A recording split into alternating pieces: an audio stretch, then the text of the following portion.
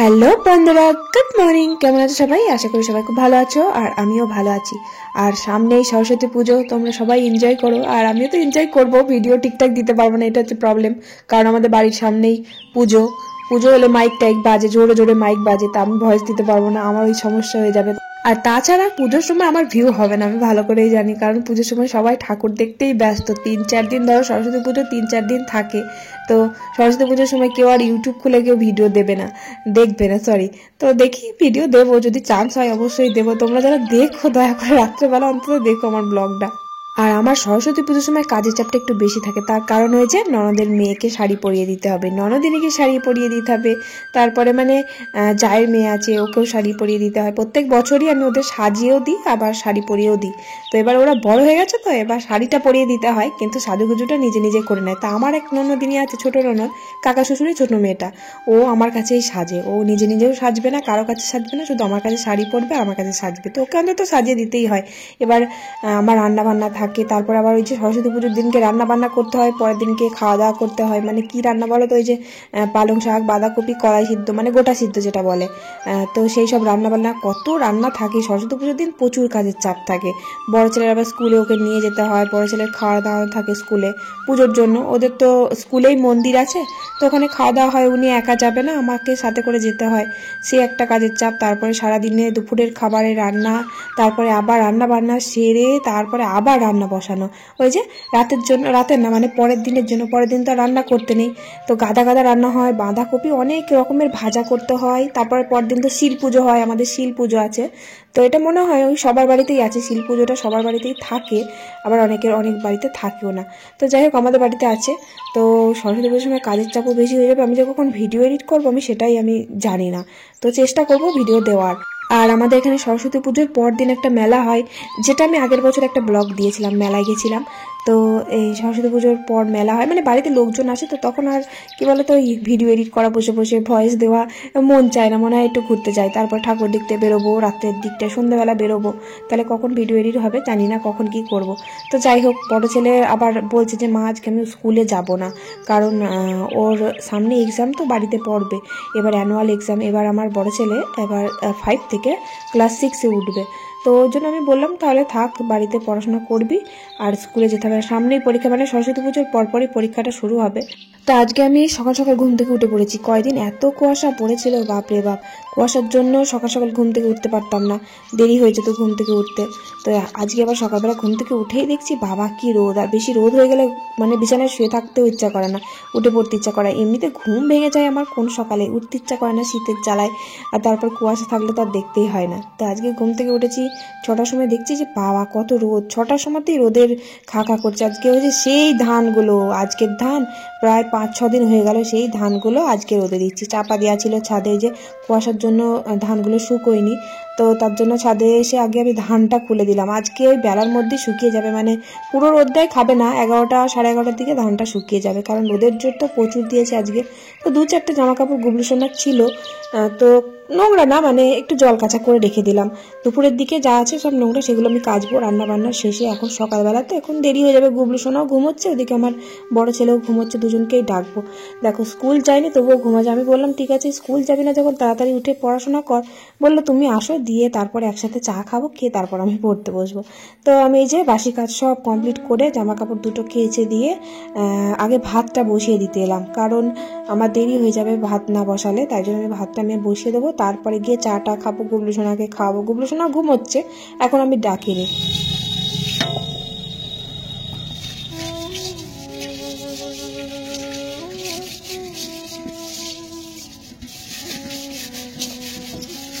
উঠোনটাকে কাদা করে কি করেছো?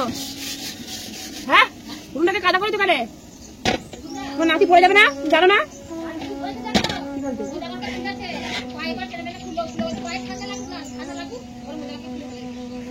নিজেই বলছে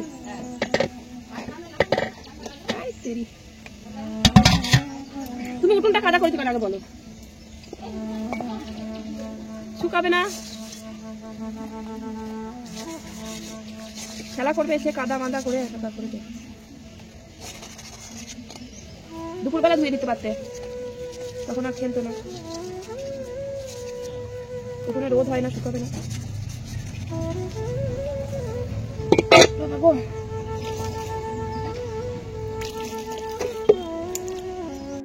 এই যে আমার ছোট ছেলে কাকিমাদের উঠোনে সবসময় খেলা করে, মানে আমাদের উঠোনে তো থাকেই না, কাকিমাদের উঠোনে খেলা করে। তো কাকিমা সকালবেলা উঠোনটা জল দিয়ে ধুয়ে দিয়েছে, তাই আর কি কাকিমাকে বলছিলাম।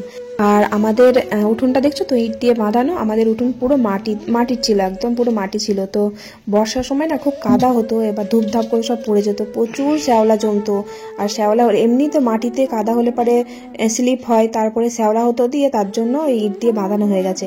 আর কাকিমাদের অর্ধেকটা বাঁধিয়েছে আর অর্ধেকটা এখনো পর্যন্ত বাঁধায়নি, অর্ধেকটা মাটি আছে। তো এখানটা গোবর দিয়ে সুন্দর করে লেপে দিয়েছে কাকিমা। তবে মাটির উঠোনটা যখন ছিল তখন আমাদের গরু ছিল। আর আমাদের মন্দিরটা দেখছো তো, মন্দিরের সামনেই, মানে মন্দিরের সামনে না, মন্দিরটা যেখানে আছে সেখানেই ধানের গোলা ছিল।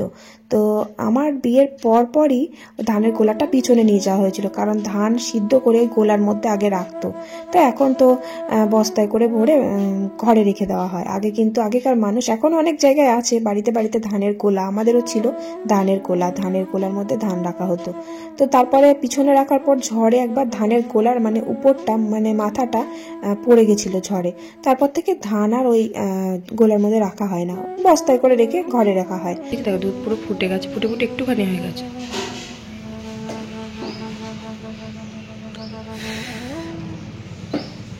দেখি গুবলুকে তোলা।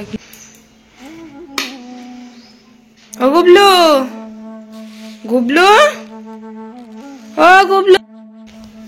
আর গুবলুকে এক ডাকলেই ঘুম থেকে উঠে বলবো গুড মর্নিং বলে দাও সবাইকে, গুড মর্নিংটা বলে দাও তো সবাইকে। বলবে না, চলো সোয়েটার পরিয়ে দিই। মুখ ধুয়ে ফেলেছি আমি, গুড মর্নিং এবার বলে দাও।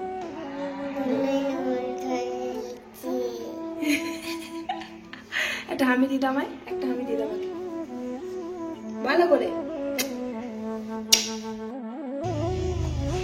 পড়ো, জুতোগুলো পরে নাও, দিয়ে আসো, খেলা করো বাইরে। পড়েছো, জুতো পড়েছো, যাও খেলা করো।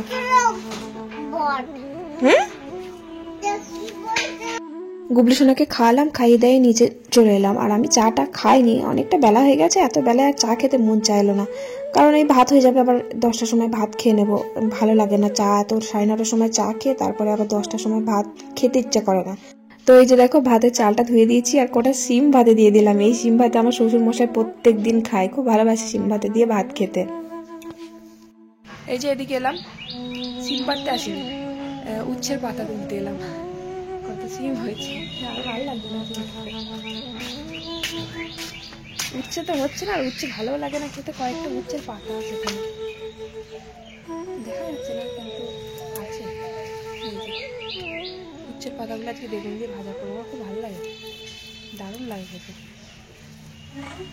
উচ্ছে হচ্ছে মনে হচ্ছে, হ্যাঁ গো উচ্ছে ধরেছে হালকা হালকা ছোট্ট ছোট্ট, ভালো লাগে না উচ্ছে থেকে, উচ্ছে পাতা বেশি ভালো লাগে। পাতাগুলো তুলে নিই, অনেকগুলোই আছে, পুরো ফ্রেশ বড় বড় পাতা।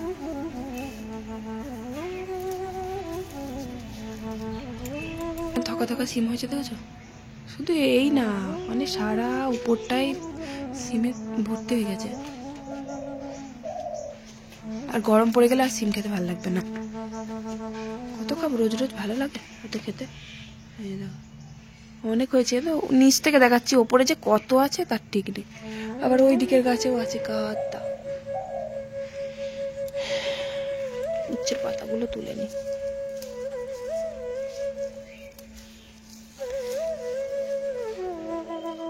উচ্ছের থেকে উচ্ছের পাতাগুলো খেতে খুব বেশি ভালো লাগে। তো পাতাগুলো হয়েছে নিয়ে আসলাম, আর উচ্ছেও হয়েছে দেখছি 2-4টে। তো উচ্ছে ভালো লাগে না খুব একটা, উচ্ছে ভালো লাগে ওই যে উচ্ছে চচ্চড়ি ডাঁটা বেগুন দিয়ে করলে ভালো লাগে খেতে, উচ্ছে ভাজাটা আমার ভালো লাগে না একদম। তো তার জন্য উচ্ছের পাতাগুলো তুলে নিয়ে আসলাম, আর আমার শাশুড়ি মা খুব ভালোবাসে উচ্ছের পাতা খেতে, আর আমারও ভালো লাগে খেতে ওই বেগুন দিয়ে ভাজা।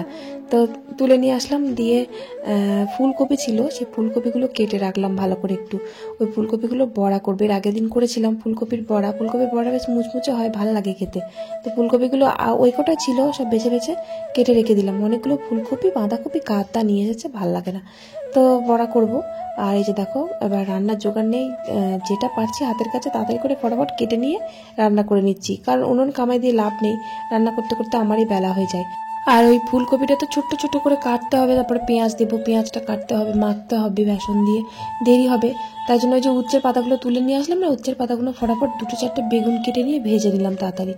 তারপরে এই যে ফুলকপিগুলো কাটা হয়ে গেল কুচি কুচি করে। ফুলকপির মধ্যে আজকে একটু আলু ভাতে দিয়েছি, মানে ফুলকপির বড়ার মধ্যে একটু আলু সিদ্ধ মেখে দিয়েছি, তাহলে একটু নরম হয়, জানো তো খেতে ভালো লাগে। আর লঙ্কা কুচিয়ে দিয়েছি, পেঁয়াজ কুচিয়ে দিয়েছি, আর একটু পোস্ত ছড়িয়ে দিয়েছি, একটু মুচমুচে হবে, ভালো লাগবে খেতে। তো যাই হোক বড়াগুলো ভাজা হয়ে গেল। আর এটা হচ্ছে আলু বেগুন দিয়ে টক, তো আলু ভাজা হবে। আলু ভাজাগুলো কাটা হয়নি, তো মা ওদিকে কাটছে, আমিও কাটছি। কাটতে কাটতে মা বললো যে তাহলে উনুনটা কামাই যাবে, তাহলে একটু টকই করা হোক। আজকে তো নিরামিষই রান্না হবে, আজকে আলুর দম রান্না করবো সেই দিনকার মতো। সেদিন তো নিরামিষই আলুর দম করেছিলাম, আজকে ভাবছি যে পেঁয়াজ রসুন দিয়ে করবো, কারণ আলুর দম নিরামিষের থেকে পেঁয়াজ রসুন দিয়ে করলে একটু বেশি ভালো লাগে। তো ওদিকে টকও হয়ে গেল আমার। এই যে আলু ভাজাগুলো কাটতে কাটতে, ছোটো ছোটো আলু তো কাটতে তো সময় লাগবে, ওদিকে ফটাফট 2টো বেগুন আর একটু আলু দিয়ে টক করে ফেললাম, একটু তেঁতুল গুলে। ভালো লাগে, আমাদের নুন টক খেতে খুব ভালোবাসি আমরা। আর বর্ধমান ডিস্ট্রিক্টের মানুষ তো, তার জন্য নুন টক খেতে খুব পছন্দ করে, আগের ভিডিওতে তোমাদের বললাম না। আর আমার বাড়ি একজন কমেন্ট করেছে যে তোমার বাড়ি কোন ডিস্ট্রিক্ট, তো আমার বাড়ি বর্ধমান ডিস্ট্রিক্ট। তো আমার বাড়ি ডাইরেক্ট বর্ধমানে না, আমার বাড়ি ধাত্রীগ্রাম, কালনার আগের গ্রাম ধাত্রীগ্রাম। তো যাই হোক তারপর এই যে দেখো আলুগুলো ভাজা হয়ে গেল, গোল গোল করে আলু ভাজা খুব ভালো লাগে, ছোটোবেলা থেকে এরকম গোল গোল করে আলু ভাজা খুব ভালোবাসি খেতে। মানে খোসা ছাড়ানো হয়নি, কারণ অত ছোটো ছোটো আলু তো, এবার অত খোসা ছাড়ানো সম্ভব নাকি, তাই তো মা ওই শুধুই কেটে দিয়েছে গোল গোল করে। আগের দিন যেমন রান্না করেছিলাম আজকেও সেই একই রকমের টাইপের রান্না হচ্ছে, আলুর দম, তারপরে টক, আলু ভাজা, বেগুন ভাজা, সব রকমের হচ্ছে। আজকে কিন্তু নিরামিষ রান্না নয়, আজকে মাছ আনেনি, তাই জন্যই আর কি নিরামিষ রান্না হচ্ছে, মানে পেঁয়াজ রসুন দিয়ে হচ্ছে, কিন্তু মাছ মাংস বাদ দিয়ে। তো আমার রান্নার দিকে কমপ্লিট হয়ে গেল।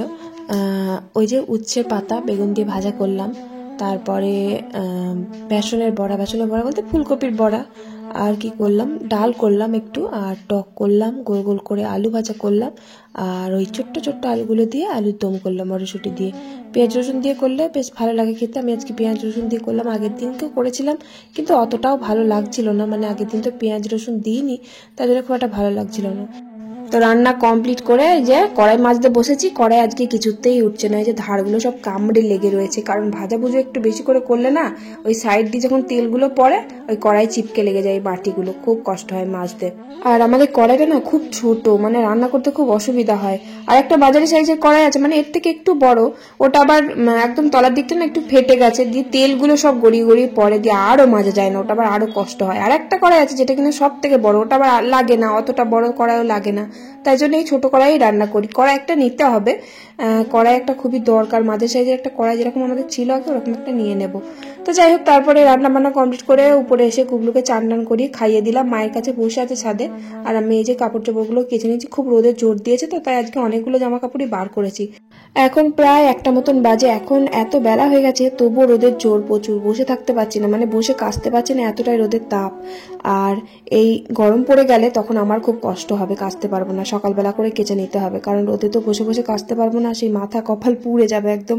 আর নিচে গিয়ে কাচলেও হয়, কিন্তু নিচে গিয়ে কাচবো, কেচে জামা কাপড়গুলো সব বয়ে বয়ে আবার ছাদে তুলতে হবে, ওটাই আমার বড় কষ্ট লাগে। উপরে কাচলাম, কেচে চট করে মেলে দিতে পারলাম, আবার নিচ থেকে কেচে সেই উপরে তুলতে হবে, খাটনি বাড়বে। তো যাই হোক আজকে দেখেছো কত কি রান্না, দেখো উচ্ছের পাতা ভাজা, তারপরে ওই যে বড়া ভেজেছিলাম ফুলকপির বড়া, তারপরে গোল গোল করে আলু ভাজা, আলু বেগুনের টক, ডাল, তারপরে আলুর দম। আলুর দম আমার বড় ছেলেও খুব ভালোবাসে খেতে, কিন্তু আজকে আলুর দমটা একটু ঝাল বেশি দিয়ে ফেলেছি, ঝাল লাগছে, ও খেতে চাইছে না, ও আবার ঝাল খুব কম খায়, একদম না দিলেই ওর খুব ভালো হয়। আমার গুবলু সোনা আবার ঝাল খেতে পারে, ওইটুকু ছেলে হলে কি হবে, ঝাল খাবে আর হুস হুস করে টানবে আর ঝাল খাবে। আমার বড় ছেলে যখন খুব ছোট ছিল তো তখন ওর জন্য একটা আলাদা করে তরকারি করতে হতো, কারণ পুরো আঝালা একদম খেত, একদম আঝালা, পুরো সব রকম সবজি ডাল টাল দিয়ে একদম প্রেশার কুকারে ওকে সিদ্ধ করে দিতাম আলাদা তরকারি, যেমন আমার শ্বশুর মশাই এখন করি ওই রকম আলাদা, একদম আঝালা খেয়ে একদম ঝালটা খেতেই পারে না। এই যে আমরা মা ছেলেতে ভাত টাত খেয়ে ছাদে এসে শুয়ে আছি ভাঙা তক্তাটাই। দে বাবু দে।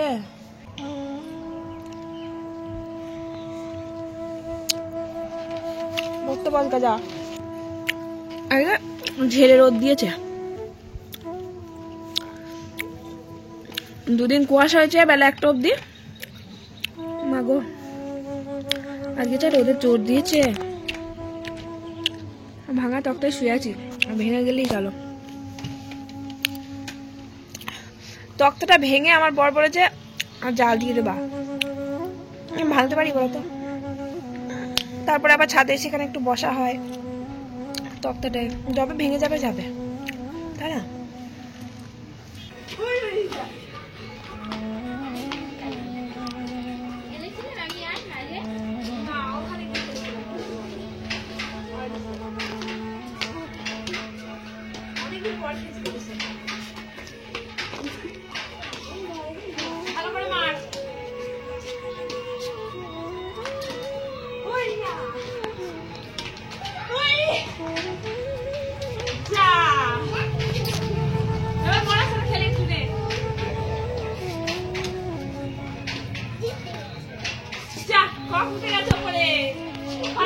বিকেলবেলা আমার ছেলে তারপর ননদের মেয়ে জায়ের মেয়ে সব র্যাকেট খেলে, মাঠে যায়, মাঠটা একটু ছোট হয়ে গেছে, পাঁচিল দিয়ে ঘিরে গেছে, তবে ছোট হয়ে গেছে, ওখানকার ক্লাবের ছেলেরা খেলে, ওদের খেলতে দেয় না, তাই ওরা আমাদের বাড়িতেই খেলে। তো আমিও একটু ওদের সাথে আজকে খেললাম বিকেলবেলা। তারপর এই যে দোকানে এসে গেছি, দোকানে ফুচকাওয়ালা এসেছে, তো আমার বর ফোন করলো যে ফুচকা খাবে তো এসো, তাই দোকানে এলাম ফুচকা খাওয়ার জন্য। এর কাণ্ড দেখো, ঝালের চোটে লাল ফেলছে, খাওয়াই বাকি দরকার ছিল তো।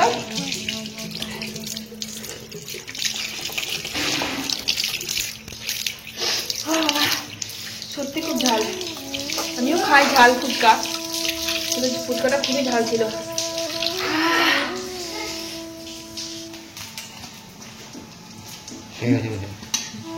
দেবো কি দারুণ হয়েছে বেগনিটা, সত্যি করে হয়ে গেছে, তুলে দাও, ওই থালার মধ্যে তুলে দাও। আর একটা আছে, তেলগুলো ফাঁকের মধ্যে সব ঢুকে আছে।